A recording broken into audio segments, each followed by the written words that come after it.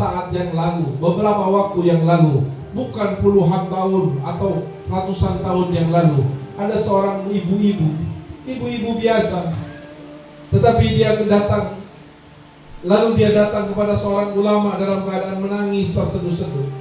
Maka ulama yang ada di Syam ini bingung melihat sikap seorang ibu yang mendatanginya, lalu dia menangis dan tidak sanggup mengutarakan apa permasalahannya.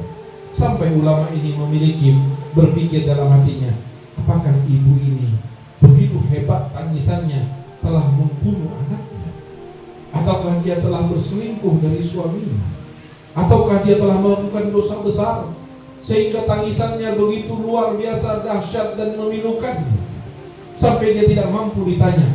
Dibiarkan oleh ulama tersebut, dibiarkan dia menumpahkan perasaannya dengan tangisannya sampai ketika agak reda dipanggil oleh ulama tersebut dan ditanya, ada apa wahai ibu?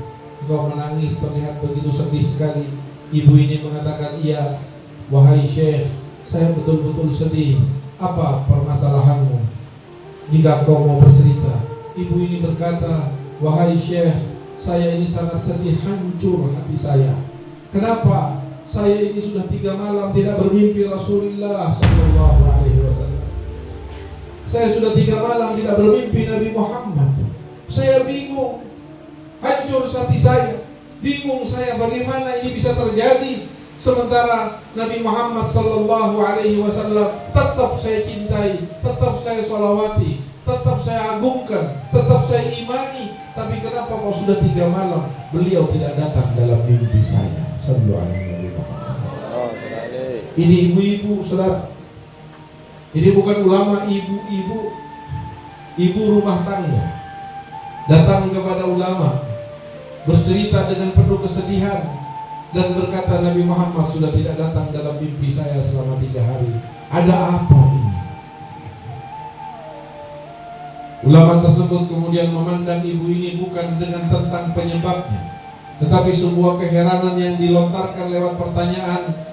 Dia berkata, wahai ibu, apakah dengan pertanyaanmu tadi itu mengartikan bahwa kamu sebelum ini tiap malam mimpi Rasulullah? Kata ibu tersebut, iya, saya setiap malam mimpi Rasulullah. Tercengang ulama ini, betapa mulianya ibu ini, betapa dia mencintai Nabi dan dicintai oleh Nabi Muhammad. Orang mencintai Nabi Muhammad itu baik, tetapi dicintai oleh Nabi Muhammad jauh lebih baik. Lalu ulama ini bertanya kepada ibu tersebut, wahai ibu, beritahu kepada saya, apa amalanmu, apa kelakuan dan ibadahmu sehingga Nabi setiap malam datang kepada engkau lewat mimpi. Ibu tersebut berkata, saya tidak memiliki amalan yang istimewa, saya hanyalah ibu rumah tangga biasa. Tetapi sebutkan kepada saya apa amalan dominan setiap harimu, dan saya yakin itu yang membuat engkau bermimpi Rasulullah. Kata ibu tersebut, wahai syekh, kalau tentang hal tersebut, kemungkinan karena saya membaca sholawat kepada Nabi Muhammad SAW. Syekh itu berkata, kami pun juga membaca sholawat kepada Nabi, tetapi bukan tiap malam kami didatangi oleh Nabi Muhammad SAW. Lalu berapa sholawat yang kau baca setiap hari kepada Rasulullah? Dia berkata, saya sudah bermimpi Nabi Muhammad mulai saya masih perawan muda sampai sekarang, setiap malam bermimpi dengan Nabi Muhammad. Apa amalanmu? Amalan saya wahai syekh, di antara sunnah-sunnah yang lain yang saya kerjakan, bahwa saya setiap hari tidak pernah kurang membaca sholawat kepada Nabi Muhammad sejumlah 15.000 kali. 15.000 kali.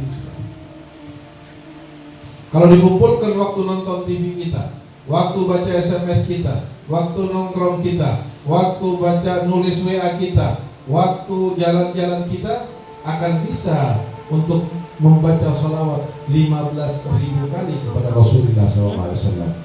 Tetapi beda kita, beda ibu yang mulia tersebut, dia telah mengenal keagungan Nabi Muhammad. Dia telah diberi oleh Allah anugerah untuk bisa dikumpulkan kelak dengan Nabi Muhammad SAW. Karena Nabi bersabda di dalam hadisnya, akrabukum minni manzilatan yaumal qiyamati aktsarukum alayya salatan. Jika seandainya yang paling banyak bersalawat adalah orang yang akan paling dekat dengan Nabi Muhammad SAW, maka kedekatan itu telah Nabi awali dan mulai semenjak dia hidup di dunia. Di tidur Nabi datang dalam mimpinya, karena Nabi SAW rindu kepada orang-orang seperti ini. Karena dia telah merindukan Nabi Muhammad, maka Nabi Muhammad SAW membalas kerinduannya dengan kehadirannya